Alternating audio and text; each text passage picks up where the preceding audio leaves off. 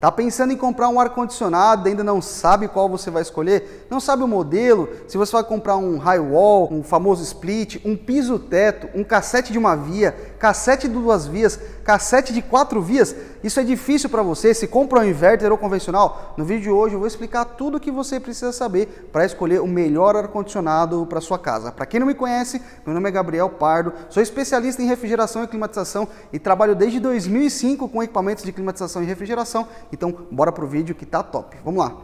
A primeira coisa que você precisa saber é qual a carga térmica que você tem no ambiente. Como assim, Gabriel? É quanto de potência em BTUs você vai precisar para atender aquela carga. Se você comprar um equipamento com um tamanho menor do que o necessário, o seu ambiente não vai ser bem climatizado e você vai gastar muita energia com isso.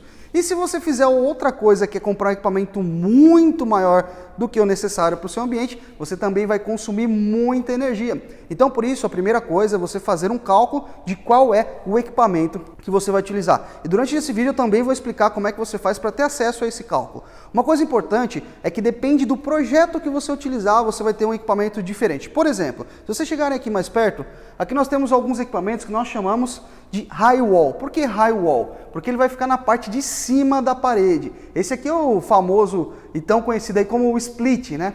Esse equipamento aqui, geralmente ele é para aplicações em locais de pequeno tamanho e ele pode ter potências frigorígenas a partir de 9.000 BTUs, que são os mais comuns, até potências próximo de 48.000, 36.000, depende bastante do fabricante, tá?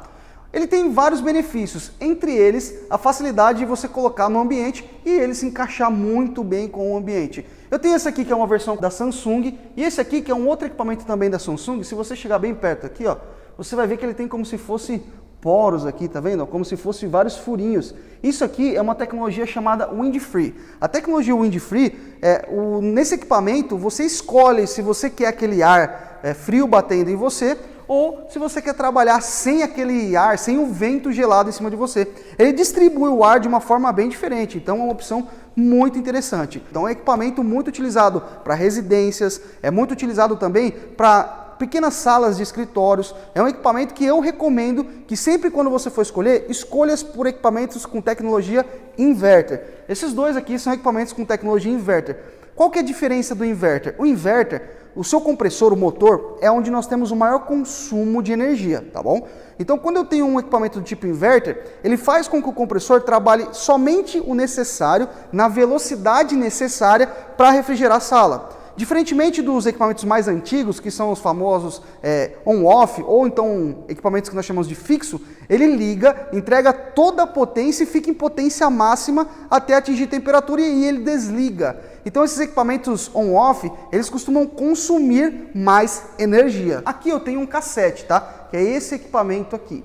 O cassete é um equipamento bem interessante para quando você precisa dar um acabamento. Ele sempre vai embutido no forro, no gesso, ou em algumas aplicações ele pode ir instalado dessa forma aqui, tá?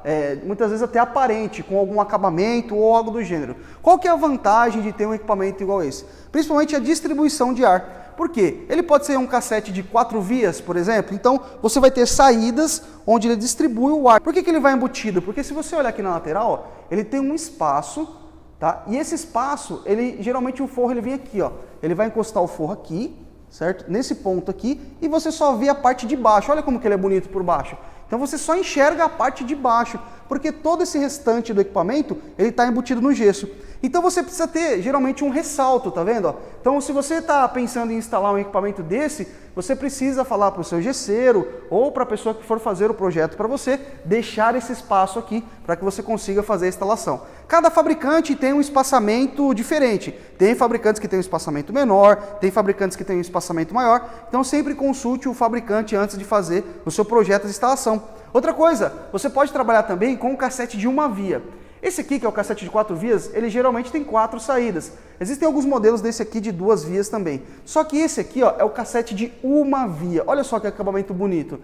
Então ele só tem uma saída. Se você olhar, o espaçamento dele é um pouco menor do que o cassete de 4 vias, tá vendo? Ele tem um espaço ali um pouco menor e ele também vai embutido. Então você só vê essa parte aqui do teto, o restante fica escondidinho lá. A tubulação do ar-condicionado, a interligação elétrica. Existe também um equipamento chamado piso-teto.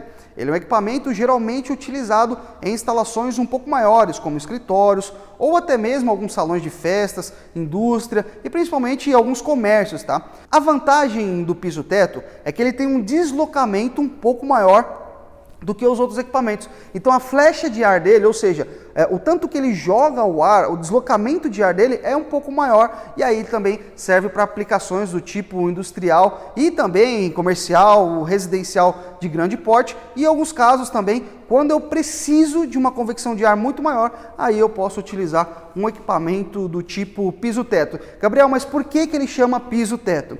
Em algumas configurações, esse equipamento pode ser instalado tanto no teto, igual a imagem que nós colocamos aqui, como também no piso. Eu vou colocar uma imagem aqui para mostrar para vocês. Então, nem todos os equipamentos que têm esse modelo são piso-tetos de verdade. Alguns equipamentos são só teto, ou seja, só podem ser instalados na parte superior, e outros equipamentos também podem ser instalados tanto no piso quanto no teto. Então nós falamos um pouco da parte interna, das evaporadoras que fica na parte de dentro do ambiente, mas é importante também salientar os tipos de condensadora. Essa aqui é uma condensadora de multi-split. O que é isso? Eu posso ter equipamentos que eu tenho uma condensadora que atende mais do que uma evaporadora. Então, por exemplo, eu posso ter um equipamento desse que atende 2 ou mais unidades evaporadoras.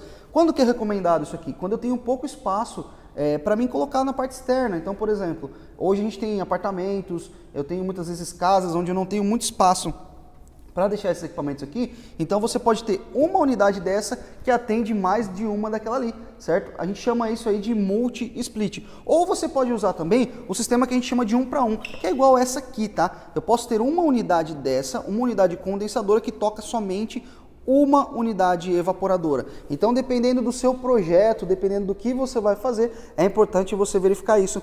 E quando a gente fala de condensadora, eu tenho 2 tipos de condensadoras que são muito usuais. Essa aqui a gente chama de descarga horizontal. O que é horizontal? O ar ele vai sair dessa forma aqui, ó.